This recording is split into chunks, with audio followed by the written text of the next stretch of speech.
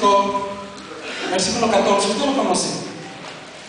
Bueno, desde el 13 le voy a leer. Dice: y todo aquel que participa de la leche es un experto ¿en qué? En la palabra de justicia, porque es niño. Hermanos, démosle a los niños de nuestras iglesias leche espiritual. Es el mejor alimento. Hablamos de identidad. ¿Sabe usted que la leche en la Biblia, Dios le dijo al pueblo de Israel que le iba a llevar a una tierra que fluye leche y miel?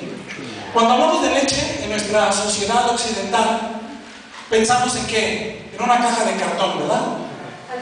Albura. O si bien nos va, pensamos en una vaca pinta, ¿no? Pensamos en leche.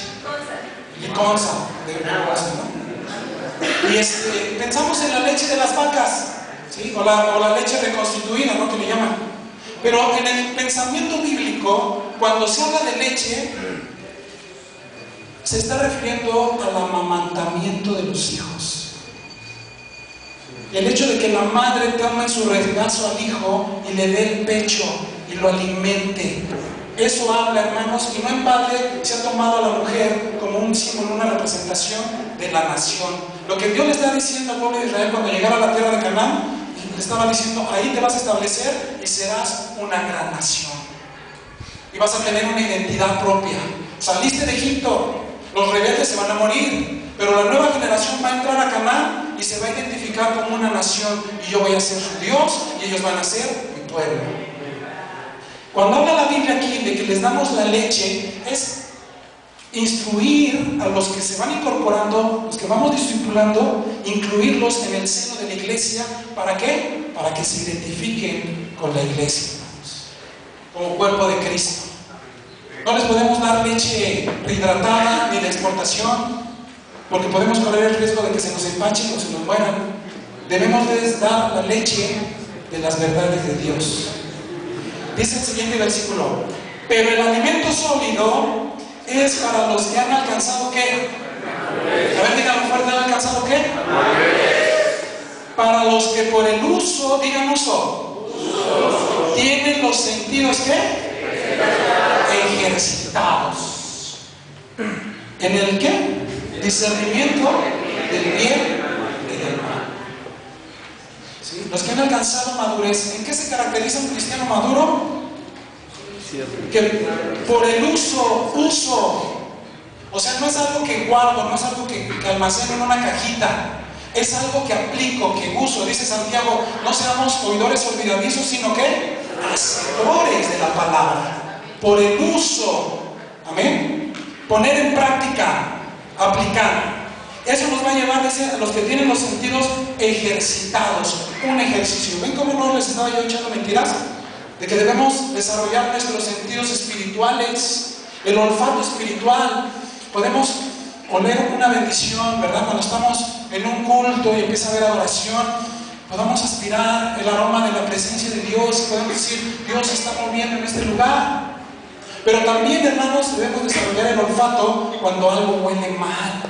Esto no me gusta. Decimos: hay gato encerrado, ¿no? Entonces desarrollemos, hermanos, los sentidos espirituales. Sentidos ejercitados, dice, en el discernimiento.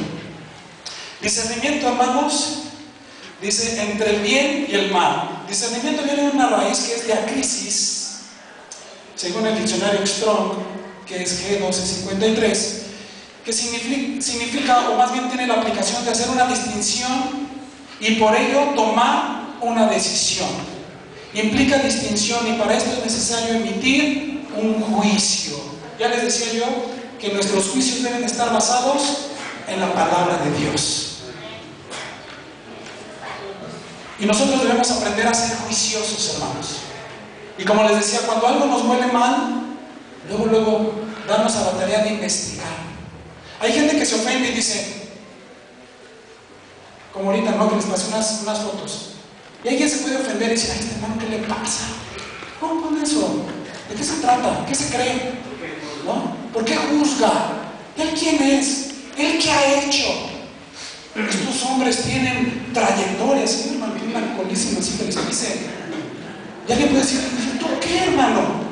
Bueno, pues yo, hermano, yo solo vengo a hablarles la palabra, ¿no? Con todo toda modestia, pero yo solo vengo a hablarles la palabra. Y vengo yo a exhortarlos y animarlos a que aprendamos y ejercitarnos a discernir conforme la palabra de Dios.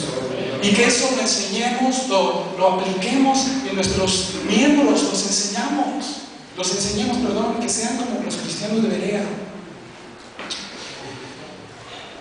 Discerniendo. Y como decía el hermano Lascano, hay quien dice, ¿cómo te atreves a juzgar? Hermanos, yo pregunto, cuando Jesús dio la parábola en Lucas 6, 41 y 42, que es la parábola donde enseña acerca de la paja y la viga, yo me pregunto, ¿ahí el Señor enseña a no juzgar? Porque muchas veces ese es el sentido y la aplicación que le damos. ¿Realmente enseña eso esa parábola? No, más bien dice al final, dice, no seas hipócrita.